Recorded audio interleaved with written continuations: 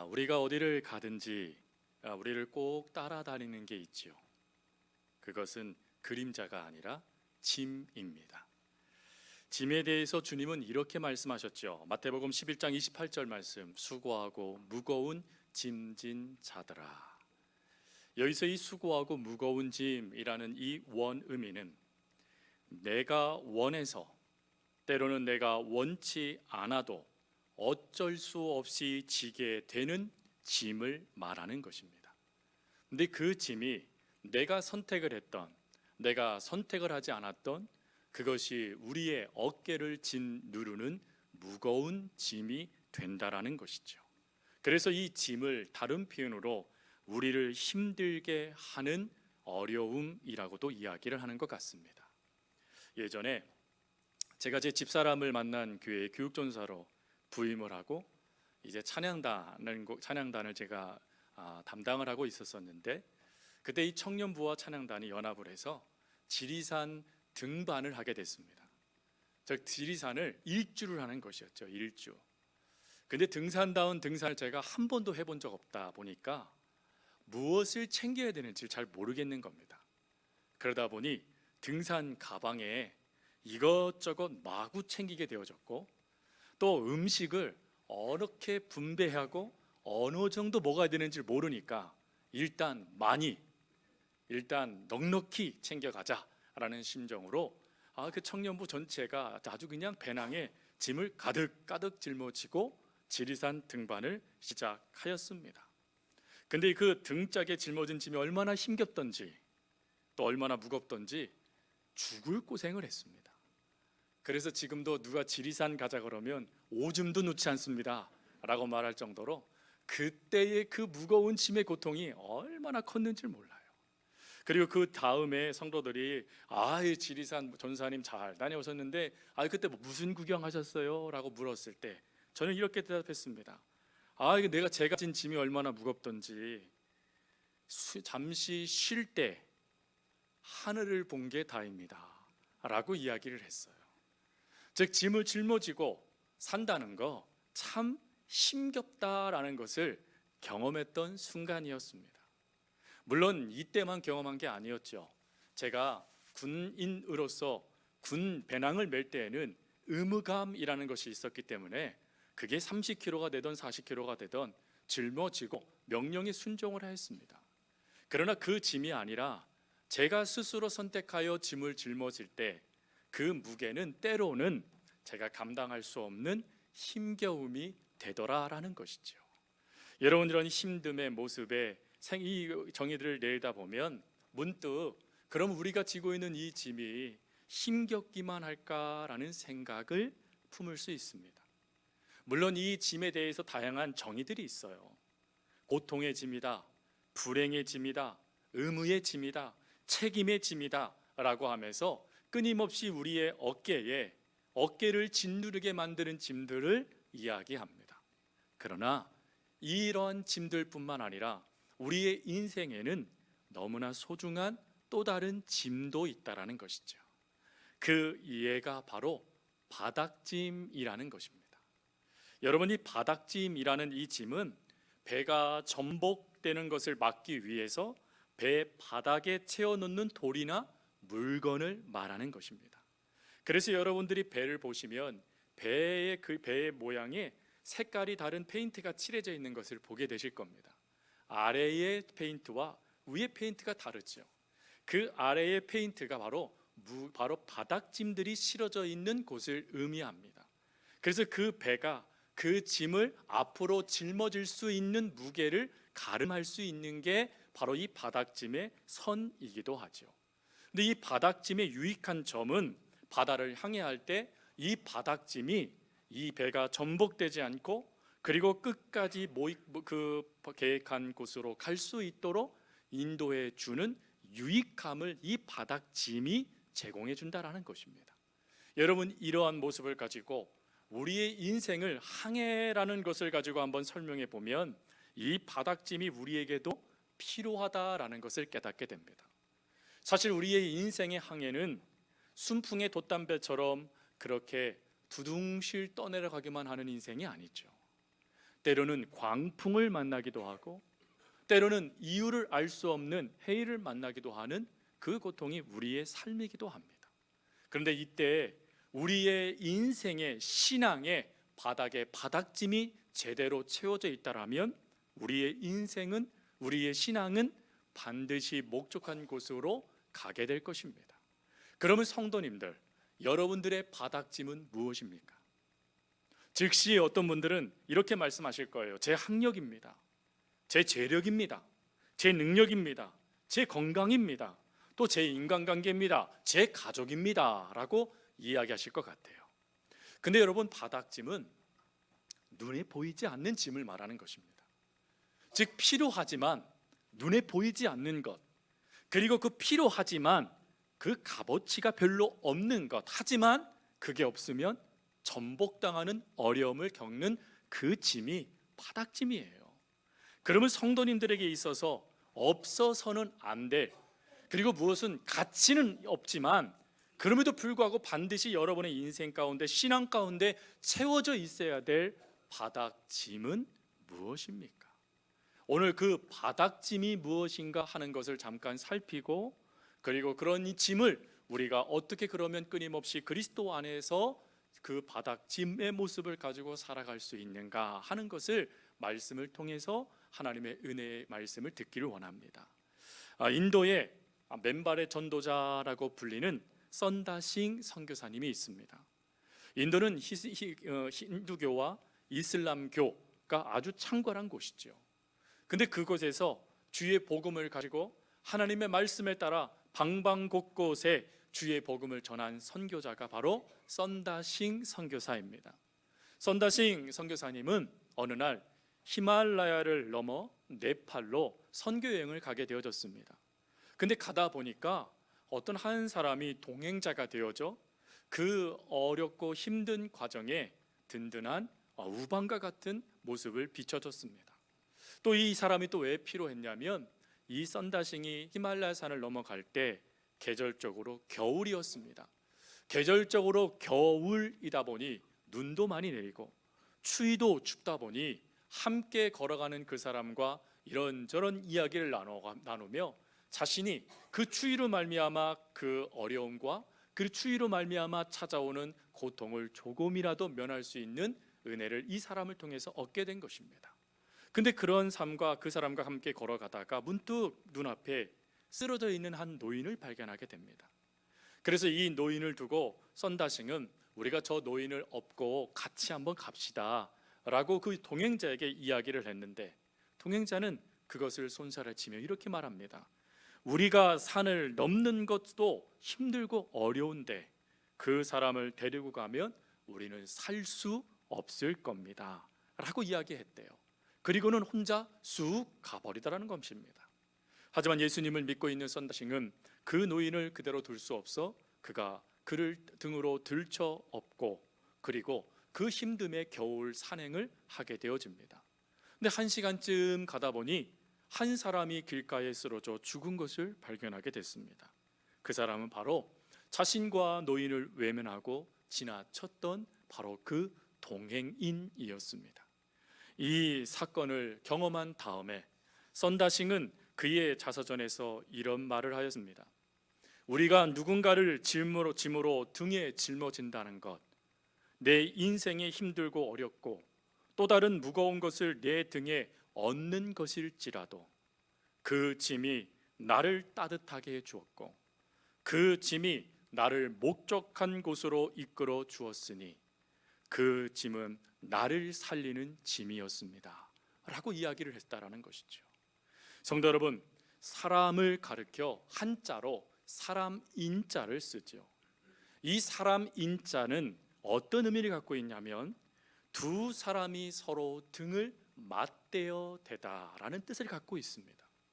즉 두 사람이 서로 등을 맞대고 있는 것이 사람이라는 것입니다. 그래서 이런 사람들이 살아가는 삶을 사람살이의 삶이다라고 이야기하는 것이죠. 즉 우리는 서로가 서로의 등을 맞대면서 함께 걸어가는 자들이라는 거예요. 근데 만약에 그 사람의 그 등을 내가 대는 게 싫어요. 그 사람의 인생의 짐을 내가 같이 감당하는 게 싫어요. 그러면 어찌 될까요? 그도 넘어지고 나도 넘어진다라는 것입니다. 그래서 우리가 누군가에게 등을 내어 맡긴다라는 것은 나도 살고 남도 살게 되어지는, 더불어 함께 그 인생의 걸음을 걸어가는 축복이라는 것이지요. 이 축복을 시편 133편 1절 3절은 이렇게 우리에게 말씀합니다. 보라, 형제가 연합하여 동거함이 어찌 그리 선하고 아름다운고, 머리에 있는 보배로운 기름이 수염 곧 아론의 수염에 흘러서 그의 옷깃까지 내린 같고, 헐몬에 이슬이 시온의 산들에 내린 같도다. 거기서 여호와께서 복을 명령하셨나니 곧 영생이로다. 형제가 서로 등을 맞대고 살아가는 그 연합이 곧 뭐랍니까? 하나님의 복인 영생을 얻는 길이라는 것입니다. 즉 우리가 그리스도인이 되어졌고 함께 이 걸음을 걸어갈 때 우리는 흔들림 없이 하나님의 복을 누릴 수 있는 은혜가 주어진다라는 것이죠. 그래서 지금 나는 믿음의 걸음을 걸어갈 때 누구에게 내 등을 기대고 또 누가 나에게 등을 기대고 있는가 하는 것은 중요합니다. 제가 읽었던 프랑크 루박의 편지, 프랑크 루박은 선교사님입니다. 이 선교사님이 쓰신 그 편지를 모아놓은 이 책에 보면 내가 누군가에게 등을 기대는 것에 대해서 그는 이렇게 설명을 했어요. 신앙을 갖기 위해서 자기 혼자만 몸부림친 게 아니라 자기 주변에 있는 사람들 동료해서 그들과 함께 공동체적으로 항상 하나님을 바라보는 신앙을 갖도록 애썼습니다 라고 말이죠. 그러면서 그는 이렇게 또 그 이유를 달아놨어요. 내 주변에 있는 사람들이 다 항상 하나님을 바라보는 사람이면 내가 하나님을 바라보기 쉽기 때문입니다. 즉 누군가에게 내가 등을 맞대어줘서 그 사람이 하나님을 바라볼 수 있도록 도와준 그 도와줌이 결론은 내가 하나님을 놓치지 않고 바라보게 만들어주는 바닥짐이 되었다라는 것입니다. 성도 여러분, 이 은혜가 우리 서울 공동체의 모습이어야만 하는 것이죠. 우리는 그리스도 안에서 한 가족입니다. 즉 머리 대신 예수 그리스도 안에서 한 공동체를 만들어가는 자들이라는 거예요.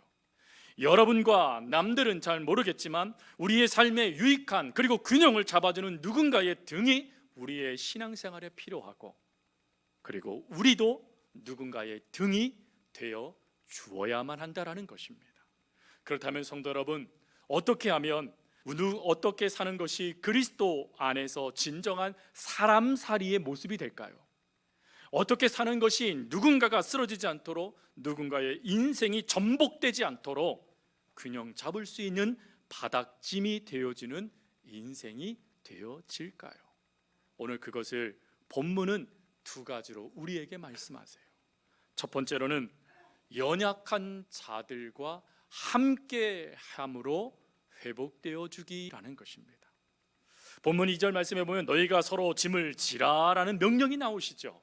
근데 이 명령 전에 1절 말씀을 보면 사람이 만일 무슨 죄를 범하는 일이 드러나거든 신령한 너희는 온유한 심령으로 그러한 자를 바로 잡아주고 라고 말씀을 하세요. 여기서 이 바로 잡다라는 이 단어의 원 의미는 회복시켜 주다라는 의미입니다. 즉 하나님은 우리가 누군가가 실수하고 죄를 범하고 넘어지는 그 역사가 주어졌을 때 그를 회복시켜 주는 하나님의 사람이 되기를 원하신다라는 거예요. 성도 여러분, 우리는 완벽하지 않습니다. 앞에 있는 목사든 더 완벽하지 않죠. 우리는 누구나 다 실수하고 누구나 다 허점투성이입니다. 근데 그런 모습들을 어떻게 받아들이느냐, 또 그러한 모습에 어떤 태도를 갖느냐가 누군가를 살리느냐 죽이느냐를 결정할 수 있다는 거예요. 어떤 이들은 이렇게 말합니다. 최선의 방어는 공격이다 라고 이야기를 해서 남의 실수를 찾아내기 위해서 눈을 부릅켜고 내가 너보다 나은 사람이라고 여길 것을 찾아 강제로 우위를 점령하는 것이 중요하다라고 말하는 사람들이 있어요. 즉 누군가의 실수를 나를 드러내는 도구로 사용해 버리는 태도가 있다라는 것입니다. 이 태도는 나도 결론적으로 죽이고 남도 죽이는 태도라는 것이에요. 하나님은 이런 태도를 우리에게 원치 않으셨습니다. 그래서 하나님은 오늘 말씀을 통하여 우리들에게 뭐라고 말씀하시냐면 그를 회복시켜 주어라 라고 말씀하셨다라는 것입니다. 여러분, 회복시켜 준다라는 것이 무엇이죠? 내가 누군가를 위해서 손해를 봐야 된다는 걸 말하는 것입니다. 이것을 풀어낸 것이 예수님의 선한 사마리아인의 비유이죠. 선한 사마리아인은 어찌합니까? 자신의 나귀를 대신 양보하고 자신의 여비를 대신 양보하고 후에 돌아와서 내가 그 사람의 것들을 더 갚아주겠다라고 말하며 보증까지 서면서 그를 책임지지 않습니까? 그게 회복이라는 것입니다. 그러하기 위해서 그 사람이 어떻게 되었는가를 묻지 않습니다. 그가 어떻게 고통을 당하는지를 확인하지 않습니다. 단지 그 아픔을, 그의 그 고통을 바라보면서 내가 어떻게 그를 도와줄 수 있을까, 여기에 모든 것을 집중하기를 하나님은 바라신다라는 거예요. 그러나 우리는 많은 경우 좀처럼 조금에 말씀드린 것처럼 누군가의 실수를 정죄하기는 쉬워도 회복하기는 어렵다라는 것입니다. 그러나 여기에서 우리가 기억해야 될 것, 우리 그리스도 안에서, 우리 서호 공동체 안에서 누군가가 실수할 때 그 실수하는 사람은 외부인이 아닙니다. 그 실수하는 사람은 그리스도 안에서 한 지체된 형제 자매입니다. 즉 그들은 가족이라는 거예요. 여러분, 가족이 실수하면 때로는 분노할 수 있지만, 때로는 너 왜 그렇게 했느냐라고 말할 수 있지만, 포기하지 않는 게 가족입니다. 끝까지 그가 변화될지 알지 못하지만 그래도 그를 위해서 사는 자들이 있는 곳이 가정이에요. 하나님은 오늘 우리들을 그리스도의 가정으로 만들어 주셨다는 것을 기억하셔야 돼요. 사도 바울은 그래서 우리에게 로마서 14장 1절 4절에 이렇게 권면하였습니다. 믿음이 연약한 자를 너희가 받되 그의 의견을 비판하지 말라. 어떤 사람은 모든 것을 먹을 만한 믿음이 있고 믿음이 연약한 자는 채소만 먹느니라. 먹는 자는 먹지 않는 자를 업신여기지 말고 먹지 않는 자는 먹는 자를 비판하지 말라. 이는 하나님이 그를 받으셨음이라. 남의 하인을 비판하는 너는 누구냐? 그가 서 있는 것이나 넘어지는 것이 자기 주인에게 있음에 그가 세움을 받으리니 이는 그를 세우시는 권능이 주께 있음이라. 여러분들을 누가 받으셨대요?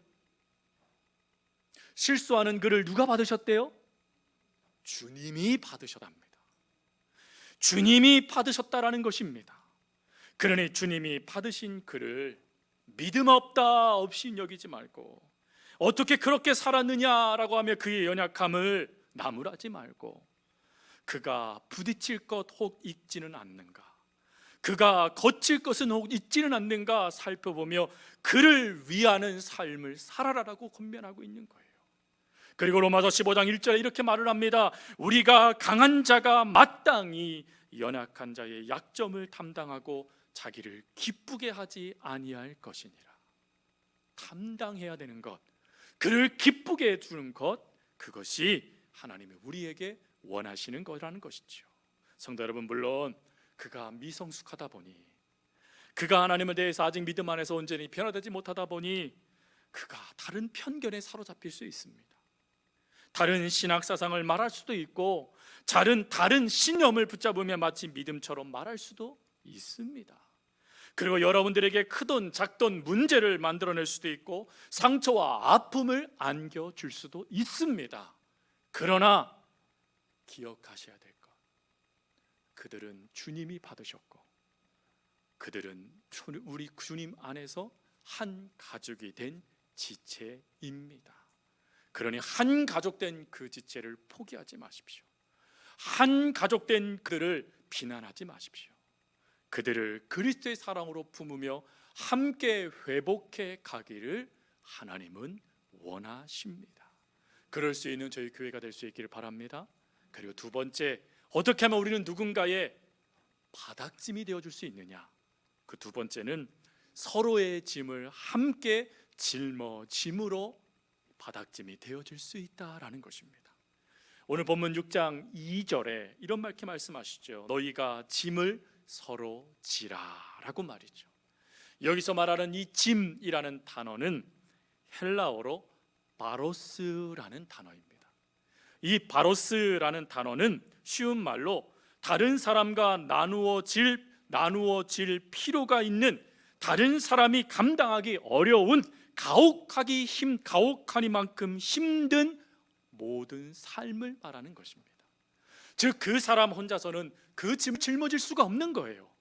그 사람 혼자서는 그 짐을 짊어질 수 없는 짐을 어떡하래요? 서로 지라라고 말씀하신 거예요. 여러분, 우리 주변에 있는 많은 성도들이 때로는 범죄함으로 도무지 그 짐을 스스로 질 수 없는 아픔을, 그 괴로움에 빠져 있는 이들이 있습니다. 또 어떤 이들은 삶의 수많은 시험을 만나서 그 시험의 짐이 너무 무거워서 어쩔 줄 몰라 하는 성도들도 있죠. 또 어떤 이는 인생의 역경을 만납니다. 모든 것이 잘 될 줄 알았는데 오히려 그 역경 때문에 무너지는 내 모습을 보면서 그 짐을 견디다 못해 쓰러져 어쩔 줄 몰라 하는 성도들도 우리 주변에 있어요. 참 많은 상황에 부닥쳐서 그 문제를 해결할 줄 못하여 제발 나 좀 도와주세요 라고 말하여 교회로 찾아온 성도들이 우리 주변에 많다라는 것입니다. 여러분, 그들을 향하여 하나님은 뭘 원하신다고요? 짐을 지라라는 것입니다. 여기서 이 짐을 지다라는 이 의미는 다른 표현으로 그들을 너희들이 사랑한다라면 그 사랑을 실천하라라는 하나님의 말씀이에요. 그 말씀을 사도 바울은 5절에 이렇게 표현을 합니다. 5절 말씀입니다. 각각 자기의 짐을 질 것이니라. 여기서 말하는 이 짐이라는 단어는 앞에 쓴 바로스라는 단어의 짐이 아니라 헬라어로 프로티온이라는 단어입니다. 이 프로티온이라는 단어는 책임, 책무의 짐을 말하는 거예요. 즉 하나님께서 그리스도인으로서 우리에게 맡겨준 짐, 하나님께서 오늘 우리들에게 명령하셔서 순종하기를 원하시는 짐을 말하는 것입니다. 그러면 그 짐이 뭘까요? 2절의 짐이요. 성도 여러분, 우리들 주변에 내 이웃에, 내 가족에 그 수많은 짐들 때문에 허덕이고 있는 이들이 보인다라면 우리는 프로티온, 그들의 짐을 대신 짊어질 수 있어야 된다는 것입니다. 이것을 하나님은 선택으로 두지 않고 명령으로 우리에게 말씀하셨다는 거예요. 명령으로 말씀하셨다는 것은 반드시 우리의 삶에 무엇이 나타나야 되냐면 순종의 열매가 나타나야 된다는 것입니다. 여러분, 여러분들의 순종의 모습이 누군가를 살릴 수 있다라면, 여러분들의 순종의 그 헌신이 정말 때로는 내 자신에게 무가치하게 보이고 그게 볼품없어 보인다 할지라도 여러분들이 누군가에게 등을 대는 그 역사가 그를 살려줄 수만 있다라면 어찌하시겠습니까? 100번이라도, 아니 1000번이라도 우리는 순종해야 하지 않겠습니까? 근데 여기서 여러분 꼭 기억해야 될 것이 하나가 있어요. 책무, 책임이라는 이 단어를 들으면 우리는 너무 부담스러워요. 왜 그러냐면 우리는 그것을 감당할 수 있는 힘이 없기 때문에 그렇죠. 안타깝게도 우리가 의지하고 하나님 그렇게 살겠습니다 결단해도요, 채 한 시간도 그렇게 살지 못하는 게 우리라는 거예요. 우리. 그렇기 때문에 우리가 이런 삶을 살아가기 위한다면 바닥짐의 인생의 삶을, 믿음의 삶을, 누군가에게 등을 대어주는 그 삶을 사람살이를 하고 싶으시다라면 기억해야 될 것이 하나가 있습니다. 그 기억에 대해서 철학했던 마틴 부버가 쓴 책 나와 너라는 책에 이러한 구절이 기록되어져 있어요. 내가 당신을 인격으로 믿어주고 당신이 나를 인격으로 믿어주어도 우리들 사이에는 언제나 그 인격적인 관계가 깨어질 수 있는 긴장이 있다. 이것이 인간성의 연약함이다. 그렇기 때문에 나와 너 사이에는 언제나 이 관계를 중매하는 하나의 촉매제가 필요하다. 즉 나와 너 사이에 하나님의 말씀으로 등이 서로 맞대어질 수 있는 그 촉매자와 같은 이가 필요하다라는 거예요. 즉 내가 무엇인가 능력이 있어서 그걸 할 수 있는 게 아니라 나로 하여금 그 삶을 살아갈 수 있도록 도와주시는 촉매제, 그 촉매제가 되신 분이 우리에게 필요하다라는 것입니다. 그분이 누굴까요? 예수 그리스도이십니다. 예수 그리스도 안에서 우리는 누군가의 등을 기댈 수 있고 누군가의 짐을 짊어질 수 있는 등을 맞대어주는 삶을 살아갈 수 있다는 것입니다. 그래서 예수님은 사도 바울을 통하여 에베소서 2장 14절 18절에 이런 말씀을 하셨어요. 그는 우리의 화평이신지라 둘로 하나를 만드사 원수된 것 곧 중간에 막힌 담을 자기의 육체로 허시고 법조문으로 된 계명의 율법을 폐하셨으니 이는 이 둘로 자기 안에 한 새 사람을 지어 화평하게 하시고 또 십자가로 이 둘을 한 몸으로 하나님과 화목하게 하려 하심이라.